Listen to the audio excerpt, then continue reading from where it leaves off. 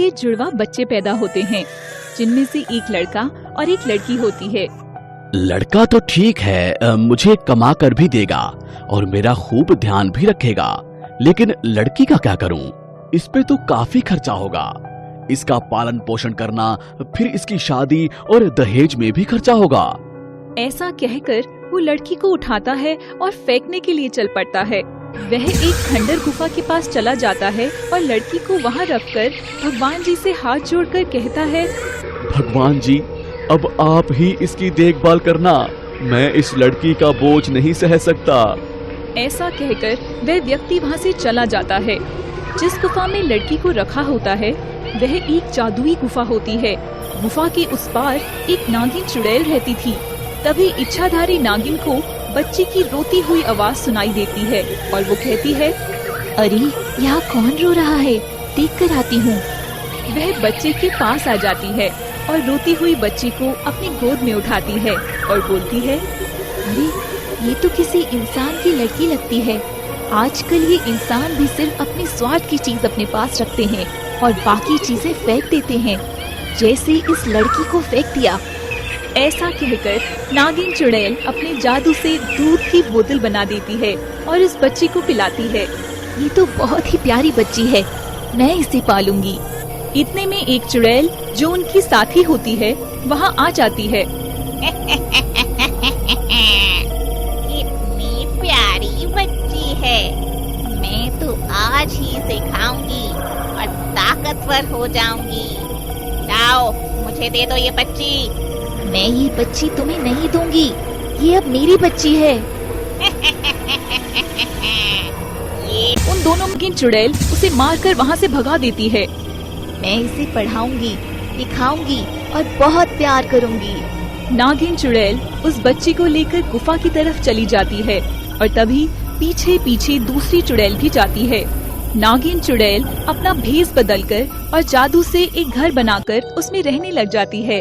फिर जैसे ही वो लड़की थोड़ी बड़ी होती है उसे स्कूल भेजना शुरू कर देती है। और वहीं दूसरी तरफ जिस आदमी ने लड़की को फेंक दिया होता है वे खेती कर रहा होता है और कहता है, हे भगवान जी, ये आपकी कैसी लीला। इतने सालों से खेती कर रहा हूँ, लेकिन अनाज का एक दाना भी नहीं उगा और अब मेरा बेटा भी खेती में मदद नहीं करता। मैंने अपनी बेटी बहुत निराश होता है। वहीं दूसरी तरफ देखते ही देखते लड़की अब और बड़ी हो जाती है। वह एग्जाम में स्कूल टॉप करती है। हर जगह उस लड़की की ही चर्चा होती है। तभी एक दिन वो लड़की अपने स्कूल से आ रही होती है। तभी चुड़ैल उसे देखती है और कहती है, मुझे ये लड़की खानी है और बहुत ज्यादा ताकतवर होना है। कैसे भी करके इन माँ बेटी को अलग करना होगा। वह मौका पाकर और लड़की का वेश बदलकर उस लड़की के पास जाती है और सारी बातें बता देती है कि उसकी असली माँ कौन है। तभी लड़की बहुत उदास हो जाती है और भागी भागी अपने माँ के पास जाती है और बोलती है, माँ, आपने मुझसे जिंदगी भर झूठ बोला, आप मेरी माँ नहीं हो।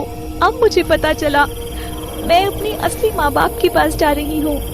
ऐसा कहकर वो लड़की अपनी असली माँ बाप के पास जाने लगती है। तभी उसे अब देखती है कि उसके माँ बाप तो बहुत गरीब हैं और उनका एक बेटा है जो बिल्कुल भी काम नहीं करता है। इतने में अब दूसरी चुड़ैल कहती है, अब आएगा मजा। अब तो इसकी नागिन चुड़ैल माँ भी नहीं है इसे बचाने के लिए। आज तो मैं इसे खाऊंगी। इतना बोलते ही चुड़ैल उसको पकड़ने के लिए आगे बढ़ती है और वो उस लड़की को पकड़कर घसीटते हुए ले जाने लगती है। तभी सभी बचाओ बचाओ चिल्लाने लगते हैं। बचाओ बचाओ, और कोई तो इस लड़की को इस चुड़ैल से बचाओ, अरे कोई उसकी मदद करो। तभी इतने में नागिन चुड़ैल वहाँ पहुँच जाती है और तभी नागिन चुड़ैल और दूसरी चुड़ैल में भयंकर लड़ाई होती है। तभी नागिन चुड़ैल अपनी जादुई शक्तियों से दूसरी चुड़ैल को अधमरा कर देती है और फिर जैसे ही चुड़ैल मरने वाली होती है वैसे ही उस लड़की से कहती है, बेटी, इन्होंने तो तुमको मरने के लिए छोड़ दिया था। अगर तुम्हारी माँ नहीं आती तो तुम्हारी माँ ने ही बनाया है।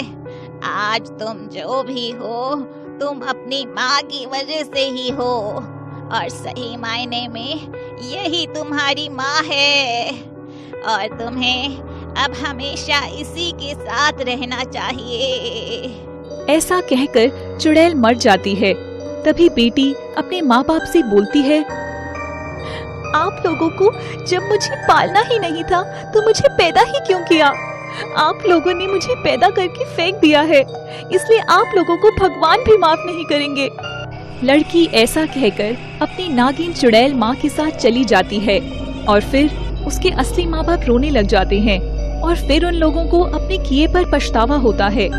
हे भगवान, ये मैंने क्या कर दिया?